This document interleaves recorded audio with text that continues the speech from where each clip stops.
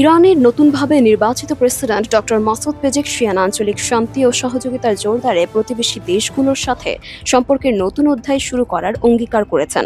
২৯ June রোববার মন্ত্রিসভার এক বৈঠকে তিনি এই ঘোষণা দেন। পেজেকশিয়ান পারস্য উপসাগরকে শুধুমাত্র একটি ভৌগোলিক অঞ্চল নয়, বরং আঞ্চলিক শান্তি, সহযোগিতা ও ভ্রাতৃত্বের প্রতীক হিসেবে বর্ণনা করেন। নতুন প্রেসিডেন্ট বলেন, উপসাগরীয় সহযোগিতা কাউন্সিলের সদস্য দেশগুলোর সাথে ইরানের সম্পর্ক জোরদার করা সমগ্র ইসলামী বিশ্বের জন্য শান্তি ও উন্নয়নের বার্তা বয়ে আনবে। তিনি ইরানের পররাষ্ট্রনীতির মূলনীতি হিসেবে প্রতিবেশী দেশগুলোর সাথে সুসম্পর্ক বজায় রাখার উপর জোর দেন।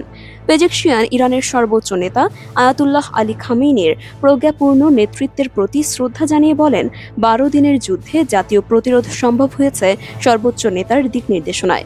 তার এই মন্তব্য ইরানের পররাষ্ট্রনীতিতে সর্বোচ্চ নেতার কেন্দ্রীয় ভূমিকার প্রতি ইঙ্গিত করা হয়েছে। নতুন প্রেসিডেন্ট দেশের অভ্যন্তরে ও বিদেশে বসবাসকারী ইরানিদের অবদানের কথা বিশেষভাবে উল্লেখ করেন। তিনি ধর্মীয় নেতা, বুদ্ধিজীবী, শিল্পী, সাংবাদিক এবং প্রবাসী ইরানিদের ভূমিকার প্রশংসা করেন।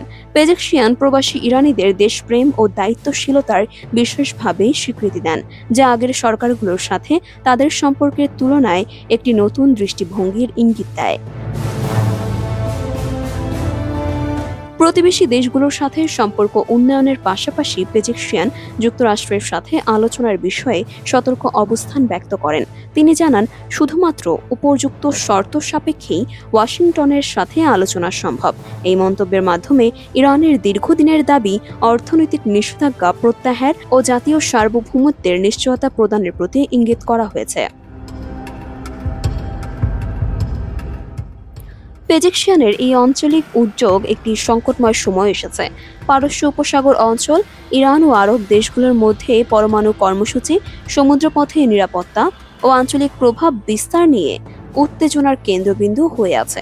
তবে নতুন প্রেসিডেন্টের সমঝোতামূলক বক্তব্য আঞ্চলিক সম্পর্কের উন্নতির সম্ভাবনা তৈরি করেছে, বিশেষ করে যদি জিসিসি দেশগুলো ইতিবাচক সাড়া দেয়। প্রেসিডেন্ট পেজেকশিয়ানের প্রাথমিক বক্তব্য ইরানের আঞ্চলিক সম্পর্কের পুনর্বিন্যাসের ইচ্ছাকে নির্দেশ করে, যেখানে সংলাপ ও অর্থনৈতিক সমন্বয়কে অগ্রাধিকার দেওয়া হয়েছে।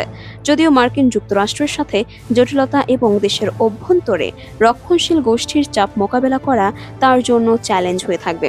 নতুন এই প্রশাসনের সাফল্য কেবল বক্তব্যের মধ্যে সীমাবদ্ধ না রেখে বাস্তব পদক্ষেপের উপর নির্ভর করবে বলে বিশ্লেষকরা মনে করছেন।